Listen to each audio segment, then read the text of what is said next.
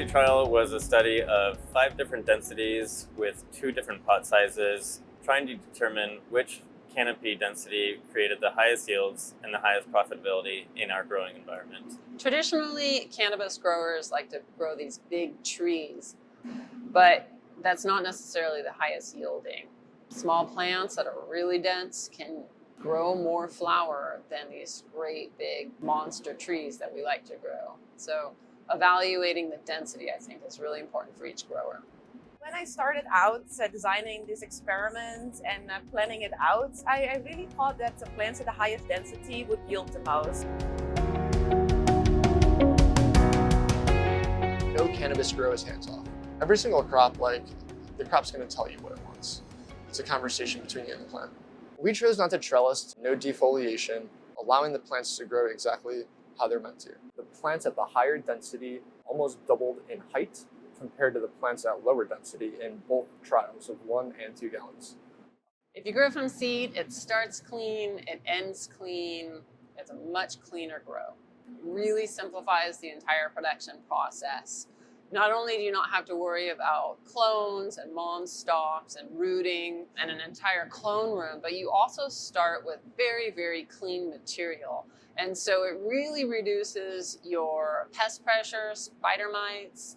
It reduces disease.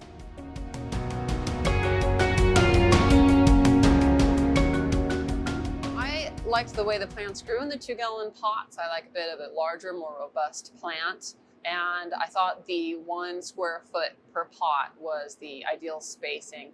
It balanced yield versus ease of production. For some of the biomass traits, they were statistically indistinguishable, but for other traits, it was clearly that the 2-gallon pots at the highest density were the best performing for biomass traits. And since total THC, total cannabinoids, total terpenes were not density dependent, extract yield is mainly driven by those biomass traits.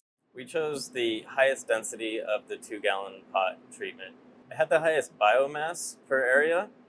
On top of that, it also had the highest grade A flower per area. The bottom line is we want our customers to succeed. We want them to have the highest profits possible with our germplasm. We're just a generally curious company. We want to challenge assumptions that we make for our production systems. We want to optimize our production systems to develop the highest yielding varieties we can. Our customers could use our results as a baseline to design their own density studies. Cannabis will react to environment in many different ways. It's very hard to compare growing environments one to another. A cannabis plant growing in a greenhouse under LED lights with CO2 and really expensive fertilizer is not the same as a cannabis plant growing outdoors in a field. Each production system will be optimized in its own way. Cannabinoids and terpenes were constant. There was no density effect for cannabinoids, so total THC remained the same for all densities. So that means that it's mainly biomass driven. So if we see more biomass for that highest density at 2-gallon pots, that means automatically a higher extract yield. In breeding, it's all about the numbers. You can look at more plants, you can make better selections, you can move the goalposts further faster. And that's true for yields, flower quality, total cannabinoids. Using a high density production system, we're able to look at many more plants per cycle. The more plants we can look at, the faster genetic gain we can make.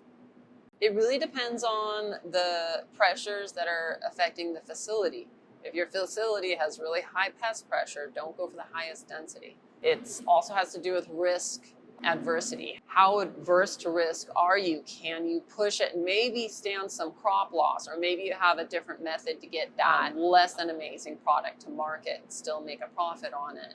But if you have to get really beautiful flower, maybe you don't grow such a challenging method as that large plants at a high density.